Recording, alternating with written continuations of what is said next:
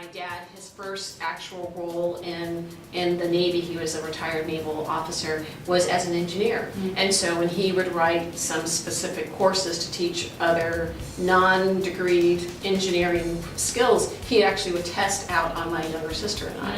And there's actually a principle that shows that many women who go into STEM-related careers, they are often influenced by their father or someone associated with that. Makes sense. Which, that's the route I have a technical degree in information systems as my undergrad and a minor in economics. So I have liked problem solving, but also like problem solving with it relates to money. Yeah. But like many women that got into the workforce, there was a dire interest in the 80s to have, women in engineering roles, but the challenge is, you heard the saying, the glass ceiling. In my intern class, I was the only woman in our program. I mean, I got along with the guys just great. It was fantastic. But, when you get to the point where you're competing with them for the leadership roles and all of those other types of things, you constantly get the statement of, you know what, you've got lots of potential, but the next. And it's just like, you know what, I'm just as good, if not better than these guys. I can either wait for the next or I can go and do it on my own. And so when I worked for a venture-backed company, and the CEO of the company was a former NASA control engineer, and basically realized that how this guy did it, and it was like, okay, well, I can do this. And so, when I got to a particular goal, I'm very goal-oriented, so I set this goal guideline that when I get to this point, I'm going to launch my first company. And so that was the start of it. But then the other thing, just because of unfortunately how women are guided differently than guys, that all these things you need to do to be ready to do this. I was thought that I had to have the business plan and have the business background to complement my technical background. So I went to graduate school and got an MBA from Pepperdine, and I went to graduate school to work on my business plan. But in graduate school, I had these guys that were, in our classes working on a project, getting funded, and then deciding, okay, I'm going to put graduate school on hold. So I lived the experience with some of the guys that launched a lot of technical companies. So it's like, well, gosh, if they're going to raise, venture capital, I'm going to do it too. I had a little different situation. At the time when I was in graduate school, my son was a year old, and I worked full time, and I just did my first startup. But we are multitaskers. That's amazing. And so I had an interesting experience in that I launched this company while I was in graduate school. Initially, we were an e-commerce company before a lot of people could do e-commerce. And we were profitable. We were helping businesses get online and transact business online. Grew the business to about $1 million in revenues. And I had an interest in being bought. Nice. And I also had, went the route to find out how to raise money, but you had to really focus on a large market. So we, as opposed to servicing everyone, really focused on a particular area and actually added video into our solution. This was pre-YouTube, so it was late 90s. Amazing. And raised, got a term sheet for $2 million. So either... What, can I pause on that for a second? I mean, how are you feeling at this point? Are you like elated? Are you going, what the heck? It was like a fire hose. Because, this was the crazy .com era. And, it's, there's so many different things, the difference of being at the fourth one is you know the story. You read the book before. You read the book. You read the book, you know what's going to happen next. Whereas the first time it's just like, oh, okay, Here I am. So I got a term sheet for, $2 million, or I got somebody who wants to buy me for less than that. Which one do I do? And it's like, well, I said I wanted to raise venture money, and I've got, these people lined up to do this, so I'm going to go through and do it. And you jump in,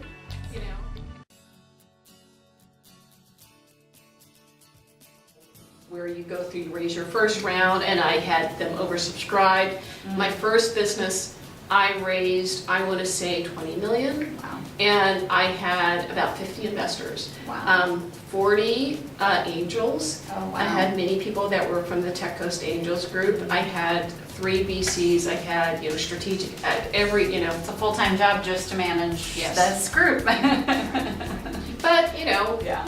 you do what you have to do. Yeah. And I loved it. I learned a lot, but it was a great experience. And so from that, was able to go on to the next opportunity and realize that what I really would rather do is have a bit more influence and control over what I was building, because there are pluses and minuses, as they say. It's a lot of cooks in the kitchen. Well, a lot of cooks in the kitchen, and somebody who decides going to decide what it is you're going to cook and how you're going to cook. Yeah. And there's, I guess the best way of describe it, people always think the grass is greener on the other side, but they really don't know what the water bill's like. And so I had the opportunity of going through and doing that raise and going through deal points and understanding what's the difference between anti-dilution preferred stock and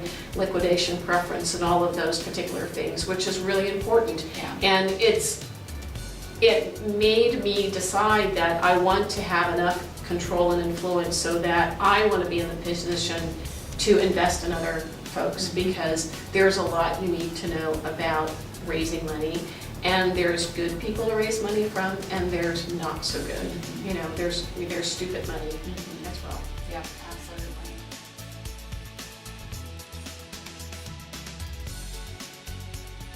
Being a woman, an African American woman in the tech area, I've had a lot of opportunities to help people in a lot of different areas. Yeah.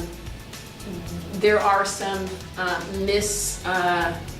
misunderstandings. People think that if you're a woman that there's more funding out there for women, and women actually get, not even 5% of the capital that is available for men. And then if you take that and take it the same percentage, it's the same for minorities starting businesses. But because of what I've done, I've had a chance to be involved with a number of entrepreneurial programs for tech folks, as well as women, as well as startups in the region. So to your question about, I have been involved with accelerators. With my first company, Seminar Source, I was invited to participate in a program that was the first national accelerator program for women, Springboard. Yeah. Just wasn't the right timing. The second company that or the next company that I got involved with that was venture backed, will show you how. I went through the Springboard class. I think I was in the class of 2010.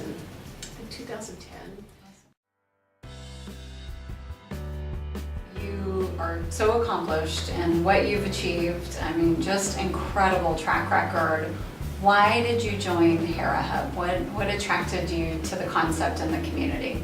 Well, many of the things that I have talked about. Women are launching companies, at an amazing rate. Yeah. Just like there's more women going into school, most major, unfortunately not more in STEM. I know. But in the tech overall, area, yeah. overall, Yeah. more of them, because they want to, quote, have it all. I even had a one-day conference around that, but they want to be able to have the choices. Yeah. They want to have a family, they want to have control over what they make and solving problems and their lifestyle and so forth. And they're great problem solvers, great problem solvers. But just as I shared with you about picking the environment that's going to nurture you, this allows for doing that. So for me personally, it allows me to, get into and be a part of a community that's all about helping women nurture their ideas and grow and present, interesting, viable startup businesses. The other factor is there are more businesses than just the tech business. Really? You're kidding me. I don't believe it. Yes, but unfortunately, there are not resources commercial resources that help them. Yep. And I applaud you for helping these folks do that. And so those are two things. And I know this may be, letting the cat out of the bag, but I know that you guys are also looking at how you can do more to be like some of the other accelerators, between more, they always use the term technical, but business assistance that includes both education, accountability, and some capital. And I think that that's fantastic. So if I can help with that and use the areas that I have the experience and expertise in, and letting them know what the possibilities are, as well as how they can get there faster by leveraging what other people are doing, I'm all for it. And it's also, oh my gosh, it's such a great place to be. You walk in, it's such a warm, inviting, and it's so affordable. I mean, you guys are, right on par with like a health membership. So it's like, why wouldn't you do it? Why wouldn't you do that? Absolutely. Well, honored to have you in the community, Kim. Well, thank you, and I am so enjoying it. So I wish you guys. I know you guys are going to be like amazingly successful, and I will be able to go through and say, well, gosh, I remember when she only had 3 locations. When you can cross the country. Exactly. Jump into each Hera Hub as you go.